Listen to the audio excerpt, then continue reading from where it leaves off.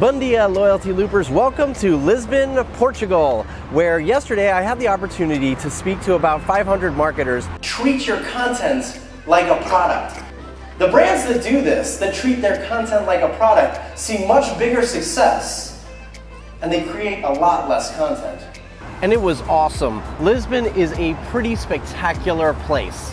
But today we're going on a treasure hunt. That's right, an Indiana Jones style search. Why? Because this week I'm gonna give you the 3 things you must do if you wanna deliver a great consumer journey. It's the same 3 things that over 6 million people have learned by going on their own treasure hunts. And what we uncover will help you create a better customer journey for your clients, customers, and even your prospects. We're gonna take a train ride to the Portuguese town of Sintra, and if we're lucky, we'll find what we're looking for. But more importantly, you'll learn what 1,500 treasure hunters can teach us marketers about the power of a great search experience. And what we find will surprise you. It certainly surprised me. All of that and more from this edition of The Loyalty Loop from Portugal. Let's go.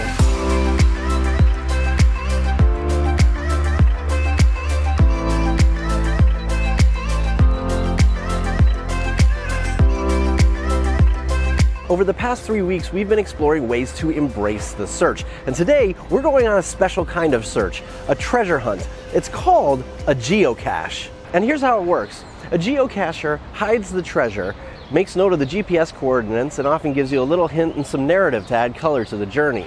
And then they register it with geocaching.com and the geocaching app, which allows players like us to find these geocaches all over the world. And this is when the search begins.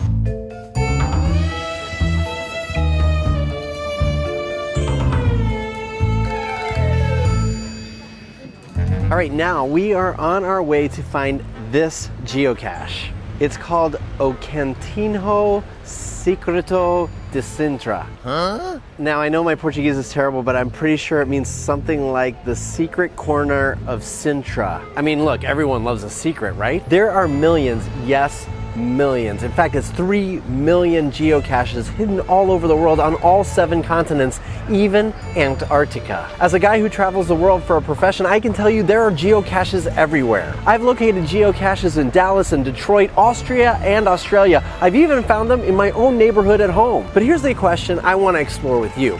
Why do people geocache?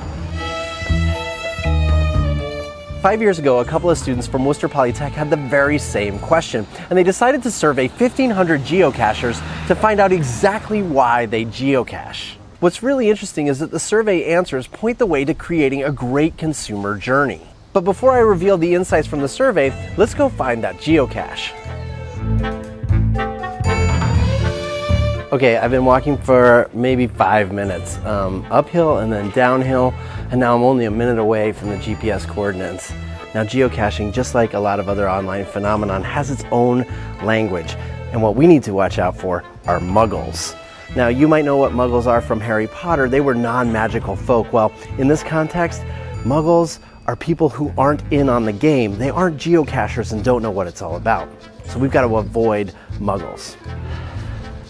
Look at that view. Now here's the first revealing lesson from that geocaching survey. When geocachers were asked what motivates them to participate, you would assume that finding the treasure would be the reason they participate. But if that's what you assumed, you'd be wrong. What? The number 1 reason people geocache is to discover new places. And right there at number 2 is actually just enjoying the outdoors. Finding the treasure is actually number 7 on the list. And herein lies the marketing lesson. No one buys your product or service. They're not looking for the treasure. To be successful in today's online world, you have to uncover their true motivation for the search. And only then can you help them embrace the search. There's a lot of hills. Now I tend to travel alone, so when I geocache alone, but that's not the case for the 6 million Americans who geocache. In fact, the vast majority of geocachers view quests like this as a form of social activity. 76% of American geocachers like to geocache with someone else. And that leads me to the second lesson we can learn as marketers about creating a great consumer journey. Make them a social experience. Online or off, searching is more fun with others. And by the way, 84% of all geocachers are members of a local group. That means they get together in person to talk about geocaching. I've often said that online interaction leads to offline action. Keep it social. Okay, like a lot of geocaching, part of the adventure is getting lost. I made a wrong turn and went down the wrong hill. Now I have to walk up the right hill. So I've arrived at the GPS location, and now it's all about using the hints. And there is a hint. It says atrás, which I think means behind. So that's the hint. So I'm gonna do some searching here. This map looks like. Yeah, I'm close, but not there yet. Almost got it. Almost. Okay. Ironically, I've been looking all over for this thing, but it turns out it's right under the camera. So let me show you where it is. So remember, the hint was behind.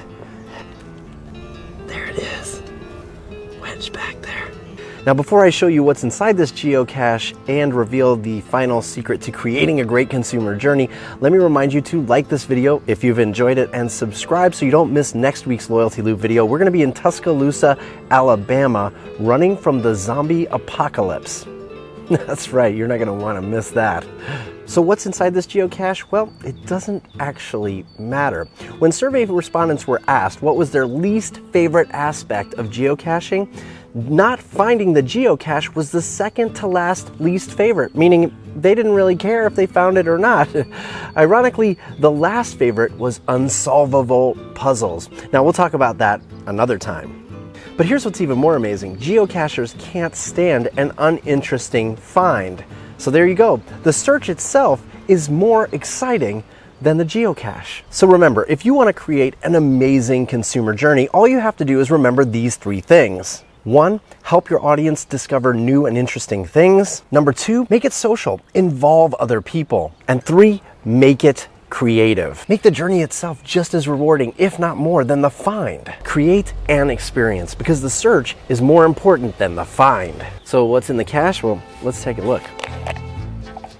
Aha, it's a logbook. Now, this is pretty common for geocaches, but you basically sign the logbook and put it back where you found it, and the game continues. All right, the last thing to do is mark it as found on my geocache app. So log the geocache right here, and I found it. I got a smiley face. That's what you're trying to do. I'll see you next week in my Loyalty Loop.